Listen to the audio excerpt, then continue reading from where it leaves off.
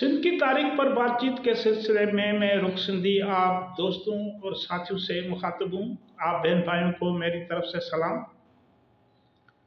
आज उस सिंध की बहादुर बेटी का जिक्र करेंगे जिसने वतन के खातर गद्दार ससुर का साथ न दिया, लेकिन अपने शहीद मंगेतर यानी गद्दार बाप के बेटे को फख्र से सलामी पेश की।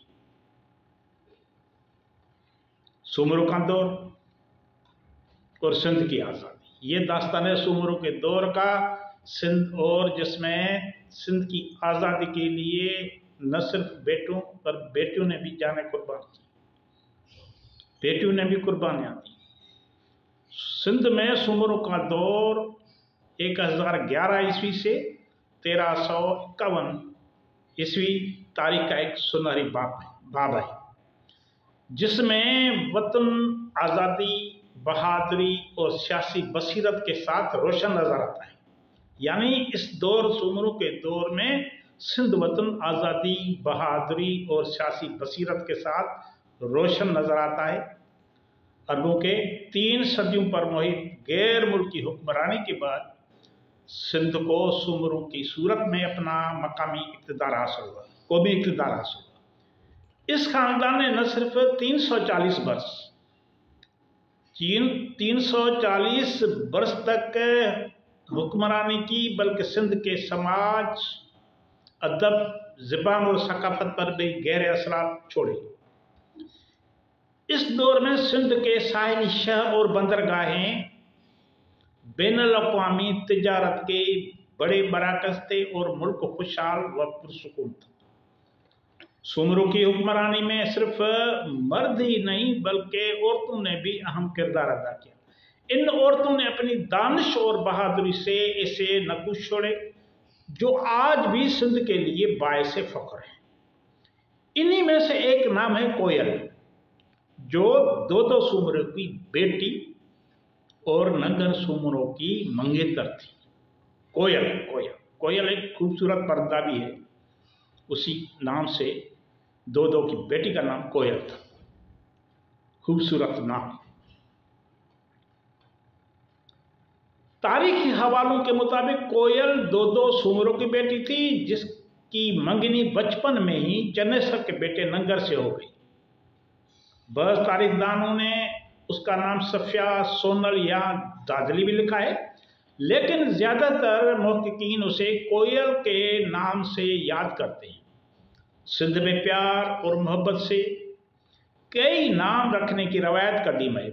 बेटों और बेटियों पर प्यार से मुख्तलिफ नाम, बाप अपना नाम रखता है, दादी अपना, माँ अपना नाम रखती है, 3-4, एक बेटी या बेटे के 3-4 नाम होते हैं।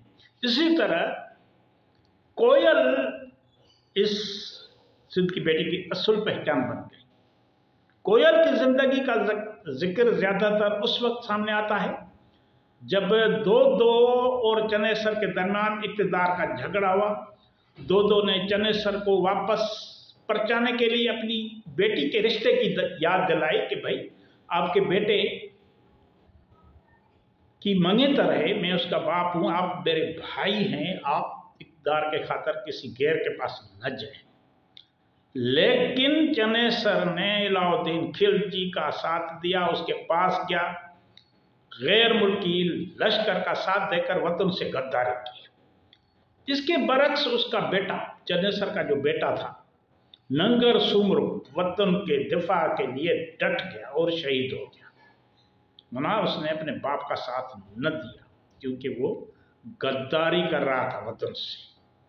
नंगर सुमरो गैरत और बहादुरी की अलामत था। उसने दुश्मन के मुकाबले में वतन की इज्जत के लिए अपनी जान कुर्बान करने में कोई तामिल न किया।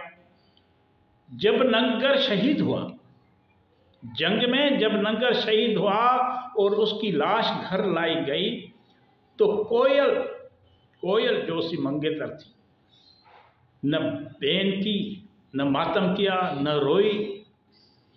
होता है ना, औरतें मातम करती। उसी शोहर जो सिर्फ उसका मंगेतर था, अभी शादी भी नहीं हुई थी, उसका लाश जब घर में आया तो कोयल ने मातम नहीं किया बल्कि उसका सर ऊंचा हो गया।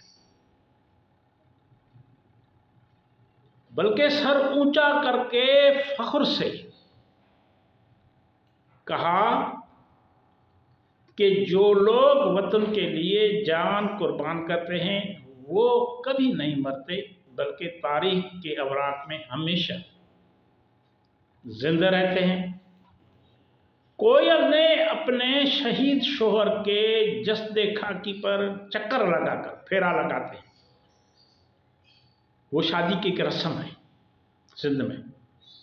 तो उसने वो मंगेतर तो थी, तो उसने उसके साथ, उसके मैयत के साथ, उस शहीद शोहर के साथ शादी भी कर दी उसी टाइम, जिस टाइम पे उसके शहीद का मैयत घर में मौजूद था। उसने अपने शहीद शोहर के जस्दे खाकी पर चक्कर लगाकर उसे अलविदा किया।